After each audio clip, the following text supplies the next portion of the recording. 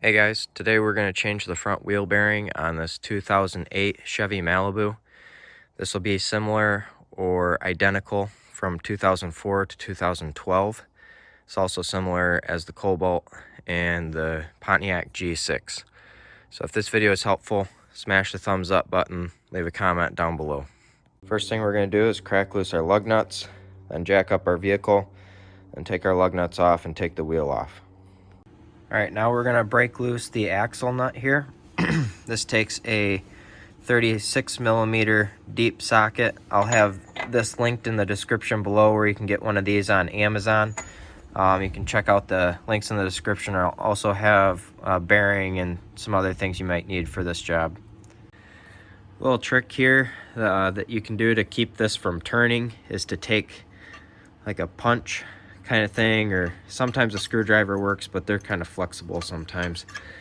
And stick that into the slots of the rotor right here in front of the caliper, and then that'll keep that from turning and you can break this loose a lot easier.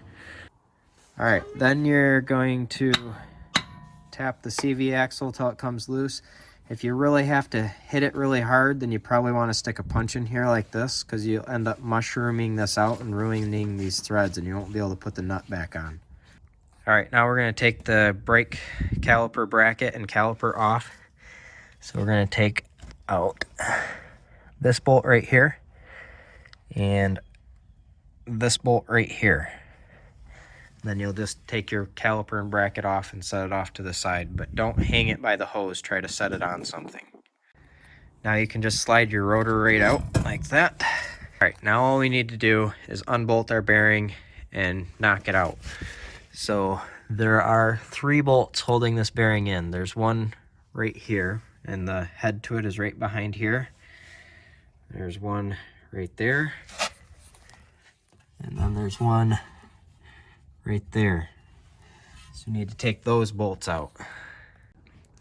If you're having trouble getting to this bolt right here, one little trick you can do is go turn your steering wheel so that your wheel would, or your bearing kind of turns like this, and that can give you a little bit more room to access here. This is the combination that I use for here. I've got a 13 millimeter on an extension here.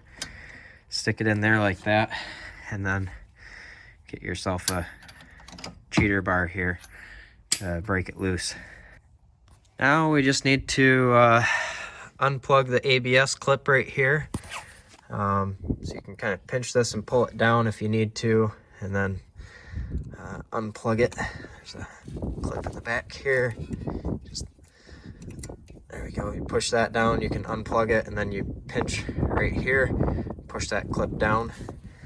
And then to get the bearing out here, this can be a real pain sometimes, but I just get a hammer and start pounding it out like this. Once I get a crack, then I'll stick a cold chisel in here and use the cold chisel or 2 cold chisels to basically wedge it out.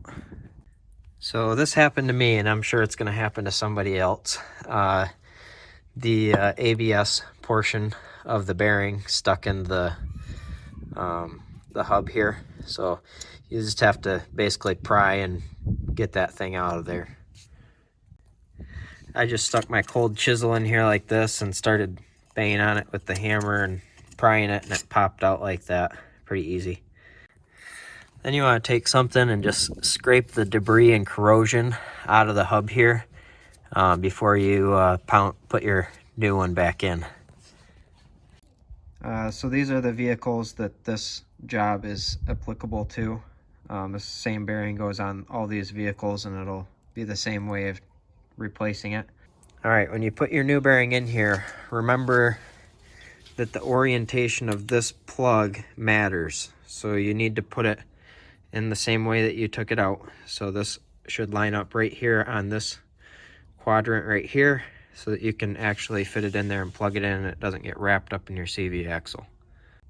I like putting a little anti-seize on these bolts and the caliper bolts when I put them back in. You never know if you're going to be doing this again or not.